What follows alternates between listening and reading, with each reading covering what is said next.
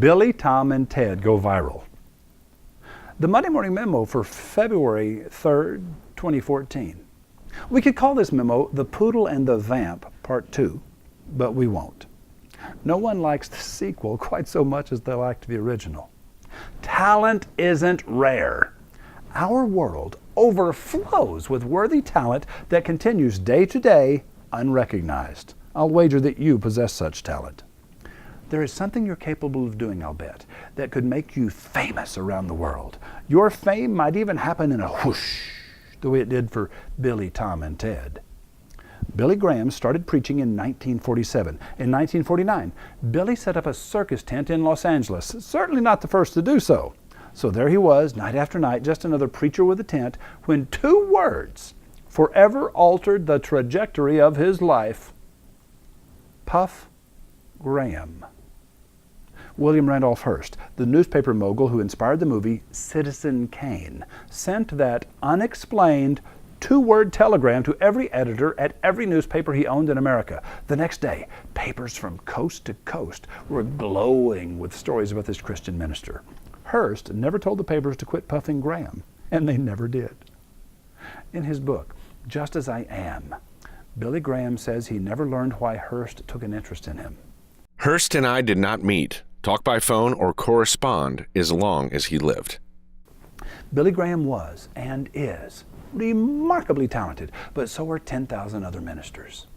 Every poodle needs a vamp. Tom Clancy was an insurance salesman in Maryland when, in the early 1980s, he wrote a book, The Hunt for Red October, that Ronald Reagan, with a handsome public mention, turned into a bestseller.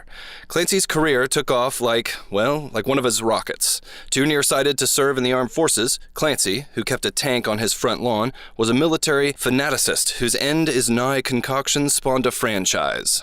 David Denby, from The New Yorker, January 20th, 2014, page 78. Reagan played vamp for Tom Clancy, just as Hearst did for Billy Graham. But what about Teddy Roosevelt? Wasn't he one of the most popular and beloved presidents in the history of the United States? Nope, not really. His policies and decisions were as hotly debated as those of Barack Obama today.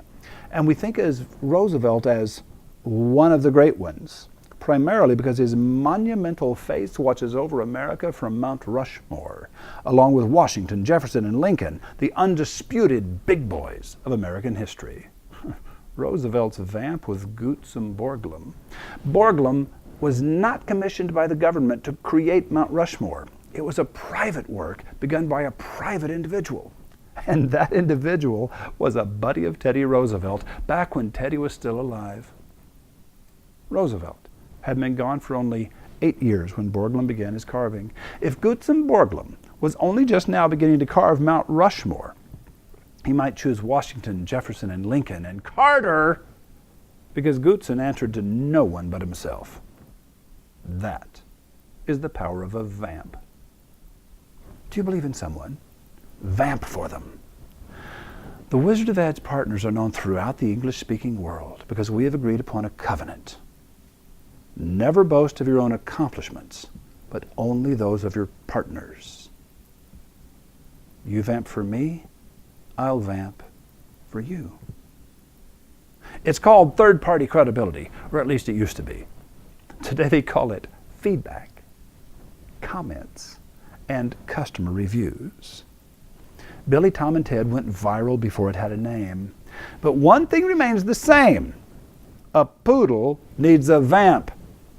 Every business is a poodle. Every ad writer is a vamp. How good is yours?